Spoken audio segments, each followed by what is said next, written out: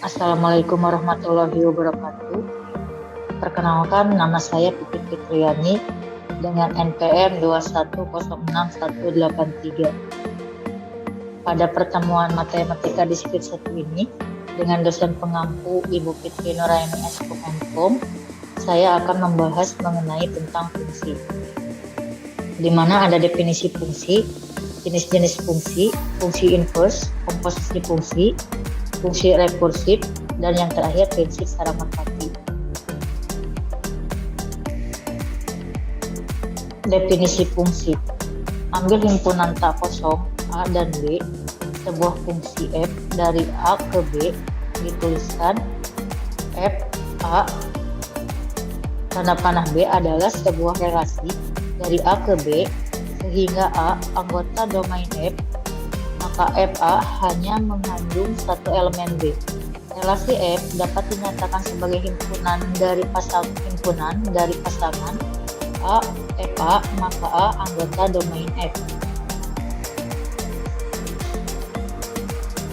Fungsi disebut juga pemetaan atau mapping atau juga transformasi karena secara geometri dapat dipandang sebagai aturan-aturan yang memberi pada setiap elemen A anggota A elemen unik FA anggota B. Elemen A disebut argumen dari fungsi F dan FA disebut nilai dari A di bawah F.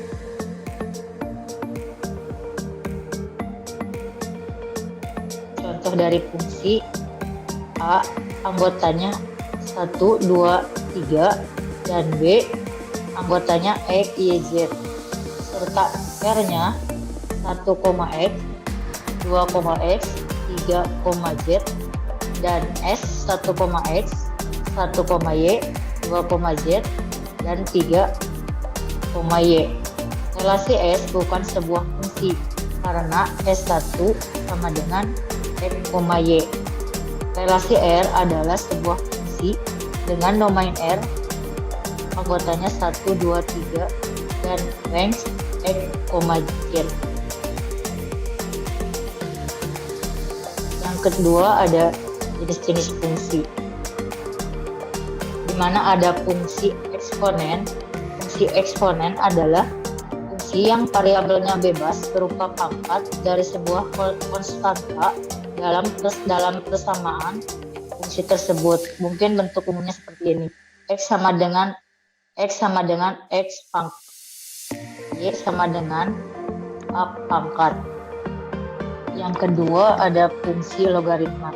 Fungsi logaritma adalah inverse fungsi dari fungsi eksponen karena adanya hubungan kesetaraan sifat eksponen dan logaritma. Y sama dengan A log X sama dengan A pangkat. Bentuk umumnya seperti ini: Y sama dengan A log X.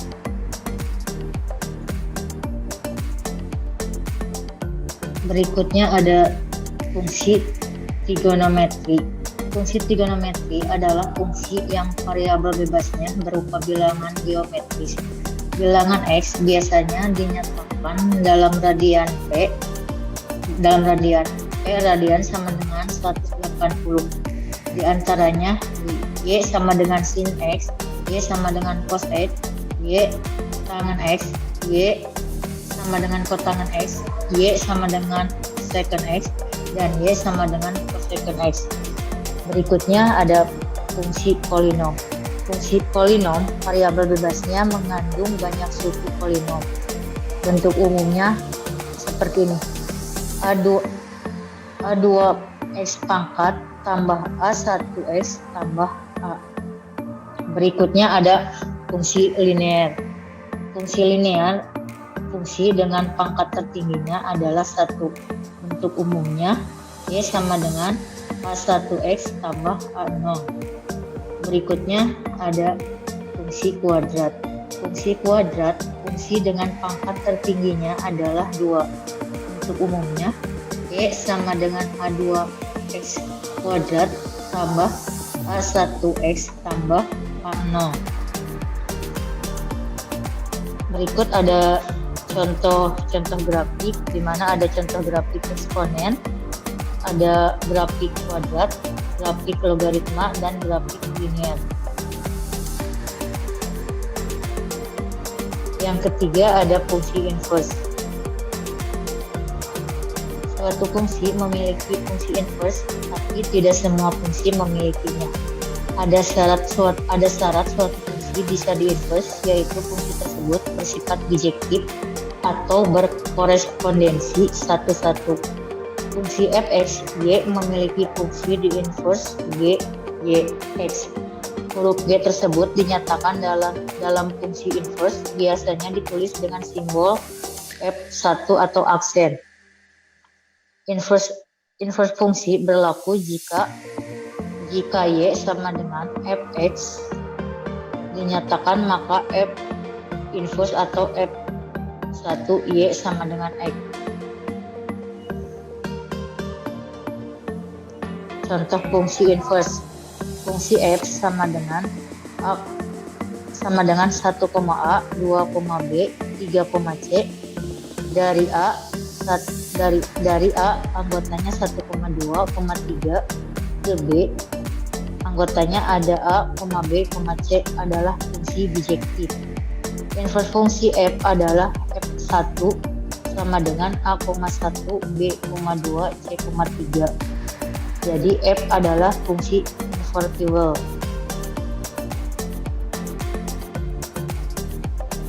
Yang keempat ada komposisi fungsi. Fungsi komposisi adalah fungsi yang melibatkan lebih dari satu fungsi. Ketika ada suatu fungsi, kemudian dilanjutkan dengan fungsi lainnya, maka akan membentuk suatu fungsi baru. Fungsi baru inilah fungsi hasil komposisi dari kedua fungsi sebelumnya. Misalkan ada fungsi fx dan gx. Nah, fungsi f komposisi g adalah fungsi yang dipetakan oleh fungsi gx, kemudian dilanjutkan oleh fungsi fx. Operasi fungsi komposisi biasanya dilambangkan 0 dengan dibaca komposisi atau bundaran. Di sini ada contoh soalnya. Diketahui fx sama dengan 2x tambah 5 dan gx sama dengan 3x min 7. Maka f komposisi g-nya, g x adalah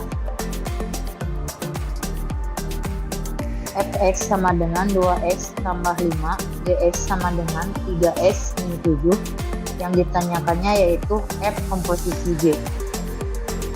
Jawabannya f komposisi g, maka f gx 2gx tambah 5, 23x min 7 tambah 5, 6x kurangi 14 tambah 5 sama dengan x 5 kurangi 9. Jadi f komposisi g-nya adalah 6x min 9. Yang kelima ada fungsi rekursif. Fungsi rekursif didefinisikan oleh dua bagian. Yang pertama, basis. Pada basis, bagian yang berisi nilai fungsi yang terdefinisi secara eksplisit. Bagian ini juga sekaligus menghentikan rekursif dan memberikan sebuah nilai yang terdefinisi pada fungsi rekursif. Yang kedua ada recurrence. Bagian ini mendefinisikan fungsi dalam terminologi dirinya sendiri, berisi kaidah untuk menemukan nilai fungsi pada suatu input dari nilai-nilai lainnya pada inputan yang lebih kecil. Nah, dinyatakan n atau tanda seru ini dalam definisi rekursif. Nah, untuk menghitungnya seperti ini. 5 kali 4 sama dengan 5 kali 4 kali 3, 5 kali sama dengan 5 kali 4 kali 3, atau yang ininya 5 kali 4 kali 3 kali 2 kali 1 sama dengan 120.